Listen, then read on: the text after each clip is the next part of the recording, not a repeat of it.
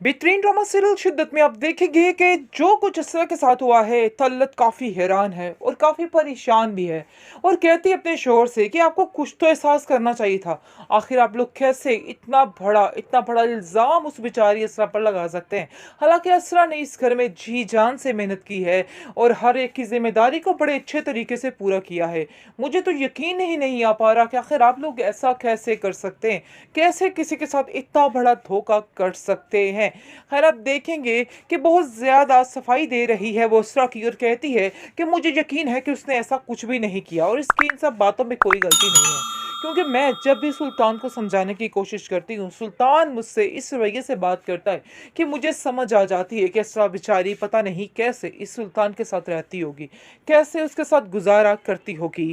खैर आप देखेंगे कि उसका बाप जो है यानी कि उसका शोहर, वो उसको कहता है कि चलो जो हुआ सो हुआ, तुम बार बार सुल्तान को अंदर क्यों लेके आ रही हो और बार बार तुम उसकी साइड क्यों ले रही हो। तुम्हें ऐसा कि नहीं बल्कि सुल्तान की साइड लेनी चाहिए। मुझे तो बेहद अफसोस हो रहा है कि आज मैंने किससे शादी की है।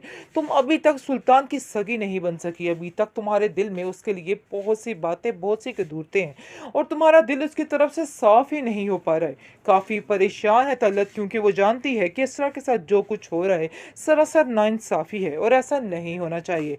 और उसे ये भी समझ आ गई है कि उसका शोहर से 10 हाथ आगे है सुल्तान, जिसकी वजह से ये सब कुछ हो रहा है। क्योंकि असरा को वो तसल्ली देती है और कहती है कि ऐसा तुम बिल्कुल भी परेशान मत होना, मैंने जो करना था कर लिया, लेकिन मज़ीद अब मैं इन लोगों का साथ नहीं देने वाली हूँ, बल्कि मैं अब इन लोगों को बताऊँगी कि जो कुछ कर रहे हैं बिल्कुल गलत कर रहे हैं। इनको ऐसा नहीं करना चाहिए, बल्कि अपने इरादे को बदलना चाहिए और तुमसे आके माफ़ी भी मांगनी चाहिए कि जो कुछ हो रहा है बिल्कुल गलत हो रहा है। तुम बिल्कुल भी फिक्र मत करना, मैं हमेशा तुम्हारा साथ देने को तैयार हूँ।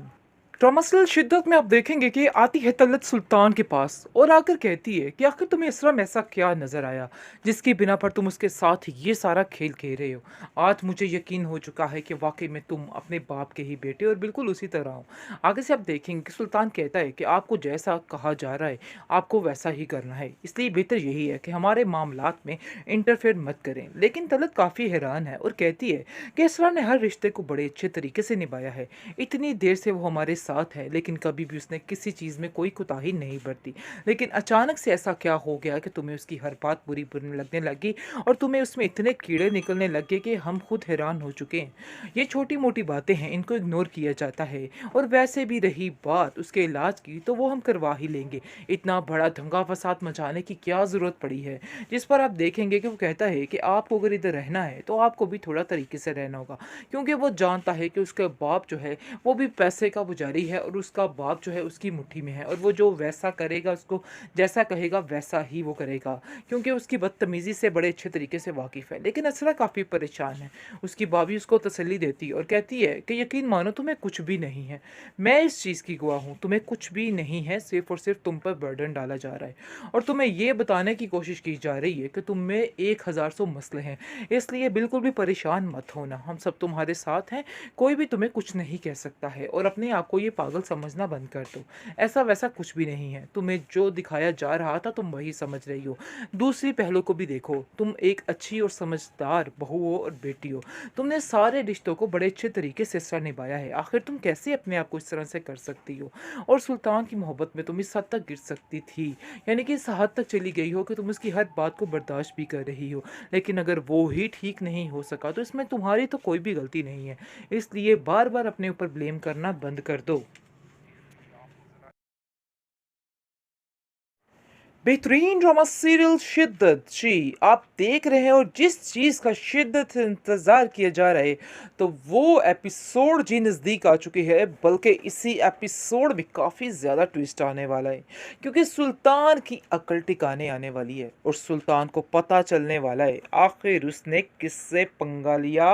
पंगा इज़ नॉट चंगा जी, बिल्कुल ऐसा ही है, इसने असरा से जो पंगा लिया है ये समझ रहा था कि बस इसकी लाइफ कमाल की हो जाएगी और इसको भी फरीज़े की तरह पागल करार दे देगा और अपनी ज़िंदगी से निकाल देगा, क्योंकि वो ऊपर से टांग रखने की कोशिश कर रहा है और बताना चाह रहा है कि असरा की ही गलती है, असरा ही इस घर में खुशहाली नहीं लेके आने देने चाह रही। यानी कि अपनी टांग ऊपर से रख कर उन लोगों को जलील करने की कोशिश कर रहा है। बहुत ज़्यादा परेशान हो चुकी है सरवत भी। सरवत कहती है कि आखिर मेरी बेटी के साथ ये क्या हो गया, मुझे तो कुछ समझ नहीं आ रहा। आखिर ऐसा भी कैसे हो सकता है, मेरी बेटी को पागल ही बना दिया उन्होंने। आगे से उसका भाई सरवर कहता है कि पागल ये नहीं, पागल वो है जो इसको बनाने की कोशिश कर रहा है, इसलिए आपको परेशान नहीं होना है।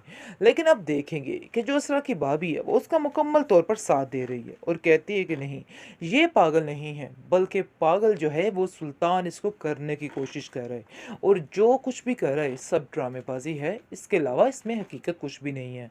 इसलिए ज़रा अपने आप को ठीक करके रखो और एहतियात से रखो, कुछ भी नहीं होगा, सब ठीक होने वाला है, तुम्हें बिल्कुल भी परेशान नहीं होना है। खैर अब देखेंगे कि टका के खुश हो चुकी है अब असरा की माँ, क्योंकि उसको पता चल चुका है कि उसकी बेटी उसके पास आ गई है और उसका इलाज करवाएगी, उसको ठीक करवाएगी। लेकिन जी बात कुछ और ही निकाली जा रही है, सुल्तान कोई और ही बात लेकर बैठ गया है और सबके दिमागों में डाल रहा है।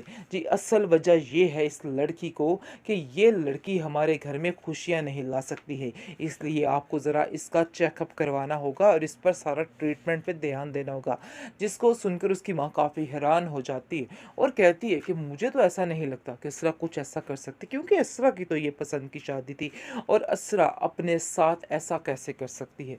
असरा बेचारी मासूम सी रोती दुलाती रहती है, इसके अलावा उसके पास कोई ऑप्शन नहीं। हाँ जी, कमेंट सेक्शन में काफ़ी ज़्यादा लोग कह रहे हैं कि असरा बहुत वीक क्या कहते हैं पर्सनैलिटी दिखाई गई है, लेकिन जी हालात जब इस तरह के होते हैं इंसान ऐसे हो जाता है, तो इसलिए इसको वीक कहना बिल्कुल बेकार है। इस बात को वीक मत बोलिए, क्योंकि ये असरा की ज़िंदगी का सवाल है। असरा बेचारी बहुत परेशान है, सुल्तान जैसे इंसान के साथ रहकर वाकई में बंदा वीक बन ही जाता है। जिस पर गुजर रही होती है वो बड़े बेहतर तरीके से जान सकता है कि आखिर उसके साथ क्या हो रहा है। इसलिए कोई भी आप लोग ये जो कर रहे हैं वीक पर्सनालिटी, तो ये तो वो फलान टींग, इनको छोड़ दीजिए। खैर आप देखेंगे फ़िलहाल असरा बेचारी बहुत ही मासूमाना तरीके से हर चीज़ का जवाब दे रही है और कहती जा रही है जी ये नहीं मैंने किया, तो वो मैंने नहीं किया, तो मुझे याद नहीं, तो ये नहीं। बाकी परेशान होने की ज़रूरत नहीं है व्यूअर्स, देख लीजिएगा कि असरा ही बोलेगी और सब कुछ बताएगी कि ये सुल्तान की वजह से सब कुछ हो रहा है और सुल्तान का ही किया धरा है।